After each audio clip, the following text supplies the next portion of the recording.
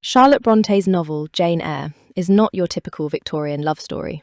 It is the story of a young woman who refuses to accept the role society assigns her. Jane Eyre is an orphan with no beauty, no money, and no connections. But she possesses something that was considered dangerous for a woman of her time: an unbreakable will and a fierce sense of self-worth. Her entire life is a battle, not to change herself, but to remain true to who she is, no matter the cost. The story begins at Gateshead Hall. Jane is an unwanted orphan, forced to live with her cruel aunt, Mrs. Reed. Her situation is worse than that of the servants. She is hated, humiliated, and constantly reminded that she is a dependent. The turning point comes during a violent conflict with Jane's cousin, John Reed. Spoiled and aggressive, John physically attacks Jane, mocking her powerlessness. For the first time in her life, Jane fights back. In a sudden, desperate rage, she cries, "Wicked and cruel boy! You are like a murderer. You are like a slave driver. You are like the Roman emperors." This resistance stuns the household. Mrs. Reed immediately takes her son's side, labelling Jane a liar. As punishment for this so-called rebellion and ingratitude, Jane is locked in the Red Room, the gloomy chamber where her uncle died. He was the only person who had ever treated her with kindness. For Jane, the room becomes a symbol of death, abandonment, and absolute isolation. Left alone in the darkness, Jane experiences more than childish fear. She is overwhelmed by a burning sense of injustice. She understands that she is being punished not for wrongdoing, but for daring to defend herself. The terror and anger are too much for her to bear, and she loses consciousness. It is in this moment that her spirit begins to take shape. If the world is cruel, she must find the strength to survive it. Her aunt gets rid of Jane by sending her to Lowood School for poor girls. It is a harsh institution, run by Mr. Brocklehurst, a fanatical and cruel man. The students starve, freeze, and are forced to wear coarse clothing, all in the name of moral purity. Here, Jane meets her first true friend, Helen Burns. Helen is Jane's total opposite. She accepts all punishment without complaint, preaching Christian forgiveness and quiet endurance.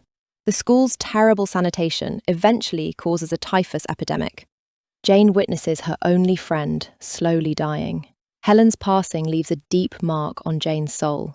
She admires her friend's spiritual strength, but knows that complete submission would destroy her. Instead of just enduring, she chooses to fight for a better life. Jane survives the epidemic and remains at Lowood for 8 years, 6 as a student and 2 as a teacher. She gains an education and status, but the school walls begin to feel like a cage.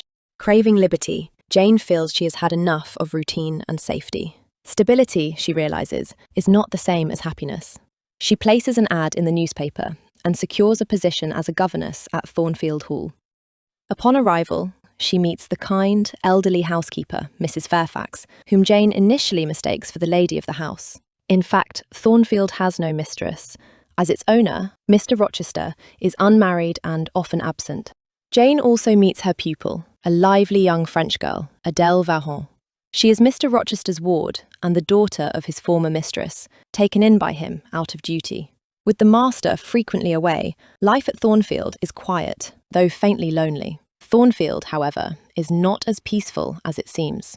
At night, the house is disturbed by strange, eerie laughter, usually attributed to the mysterious and frequently drunk servant, Grace Poole. But for Jane, these chilling sounds are just the first warning that the house is hiding a dangerous secret. Jane's initial meeting with the master of the house, Edward Rochester, is highly symbolic. It occurs on a frozen winter road where his horse slips, throwing him.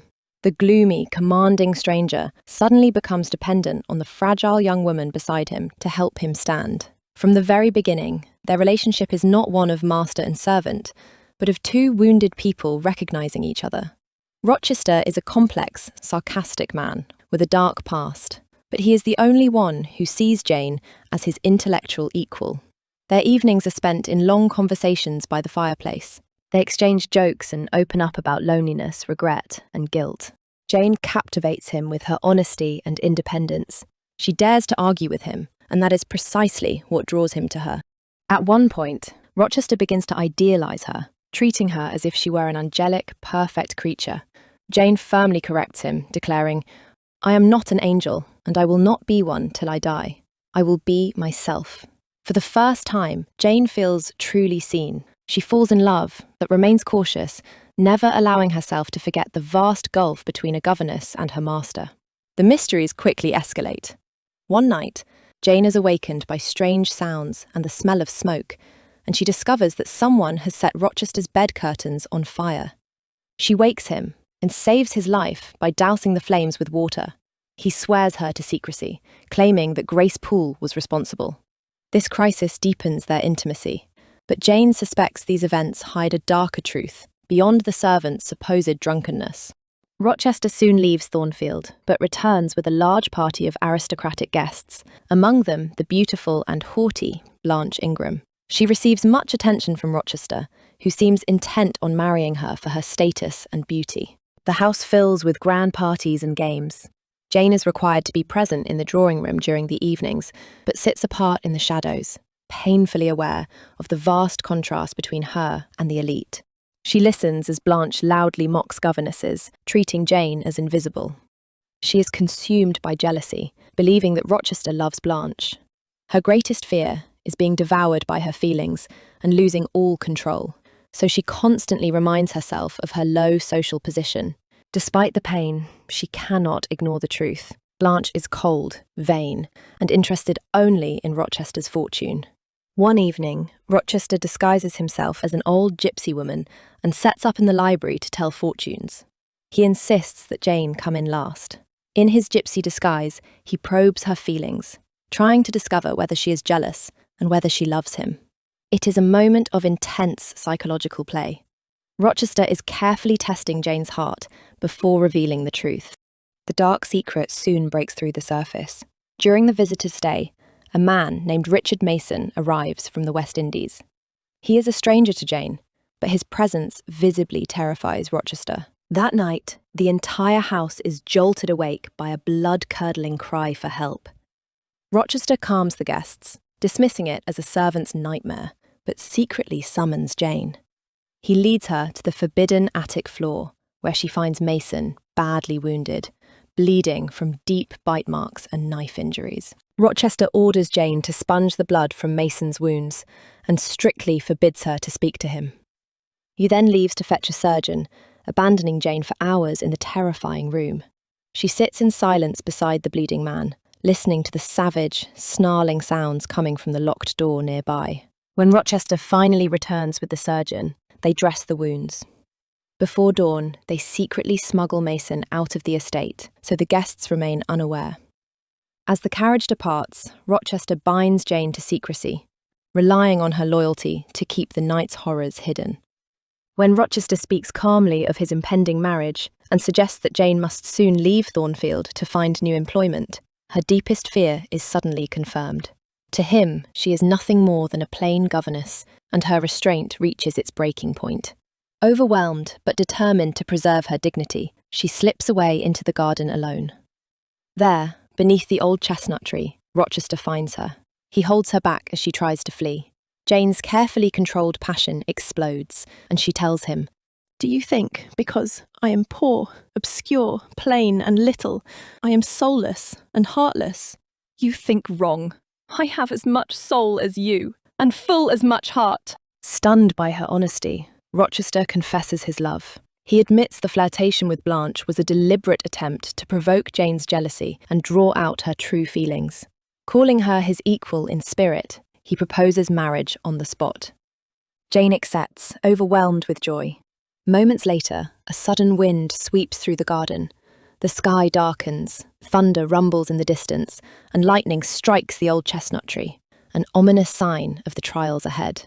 For that moment, though, Jane believes she has finally found everything she ever wanted: love, respect, and equality. The happiness is short-lived. On the wedding day, right at the altar, the ceremony is suddenly interrupted by a lawyer named Mr. Briggs. Richard Mason steps forward to deliver the devastating truth.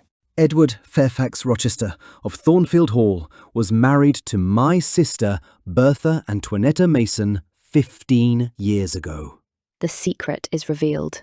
In grim desperation, Rochester leads everyone to the attic. "That is my wife," he says, gesturing toward the figure kept hidden for years under the care of Grace Poole. He makes the witnesses look and compare Jane's calm presence with the horror before them. Bertha Mason behaves like a wild animal, growling, hissing, clutching Rochester's throat and trying to bite his cheek. He struggles to restrain her. Even in this violent moment, his character is revealed. He refuses to strike her. Instead, he wrestles her arms behind her back and with Gracepool's help binds her to a chair with a rope. Later, alone with Jane, Rochester begs her to stay. He confesses that his father drew him into a marriage of fortune years ago in the West Indies, while Bertha's brother concealed her inherited madness.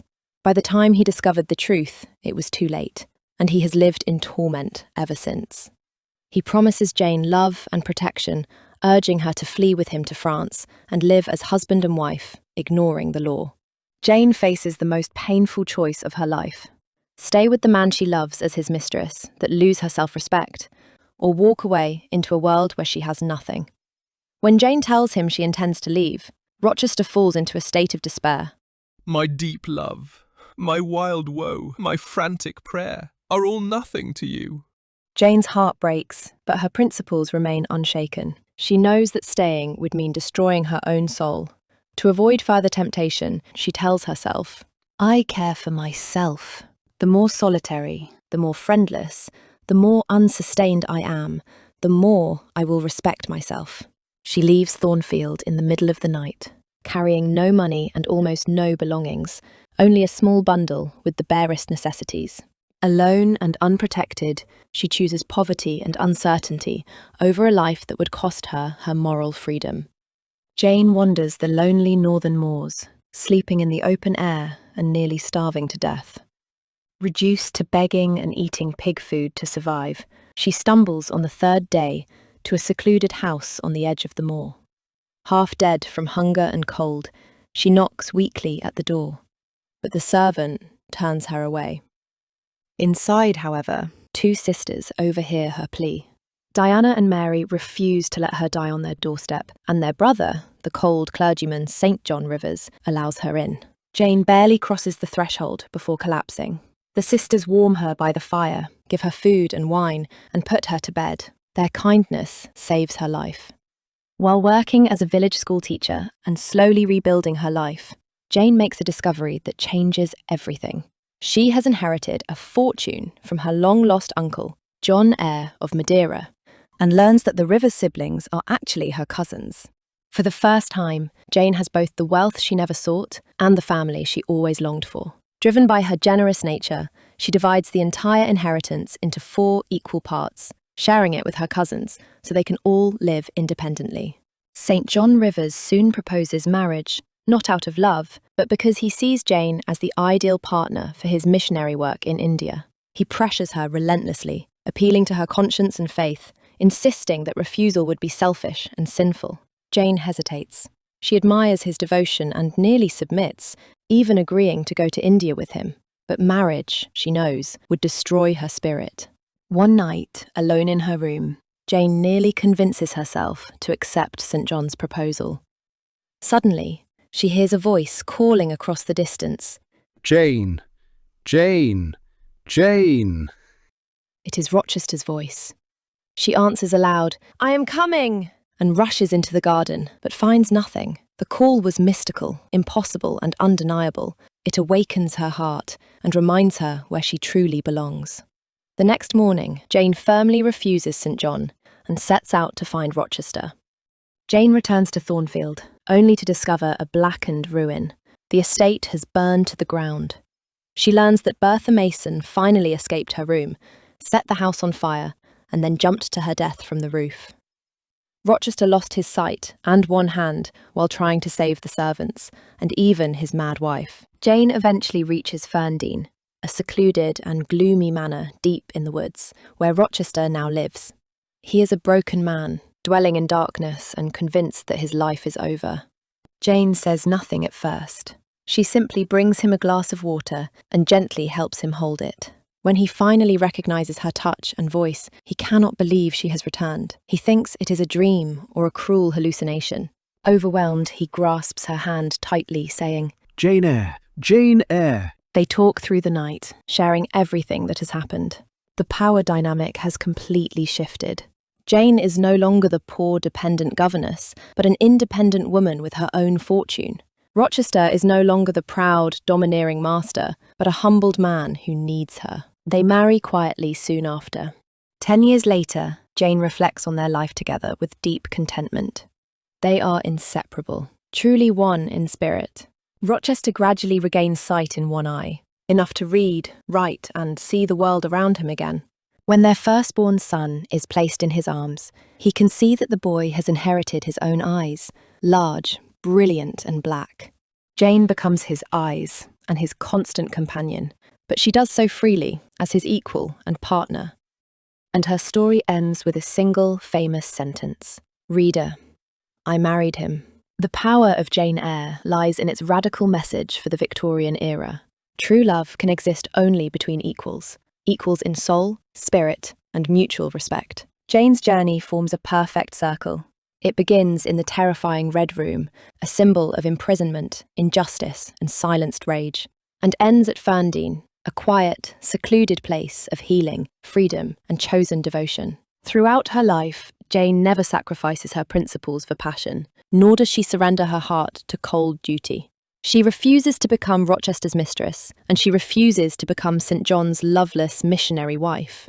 Instead, she proves that a woman, poor, plain, and powerless by society's standards, possesses a soul full as much as any man's. Charlotte Brontë gives us a heroine who does not wait quietly for happiness, but fights to define it on her own terms, and in doing so, creates one of the most unforgettable voices in literature. Thank you for watching this summary of Jane Eyre. Which moment touched you the most? Share your thoughts in the comments. If you enjoyed the video, don't forget to like, subscribe to Classic Book Summary, and hit the bell for more classic retellings.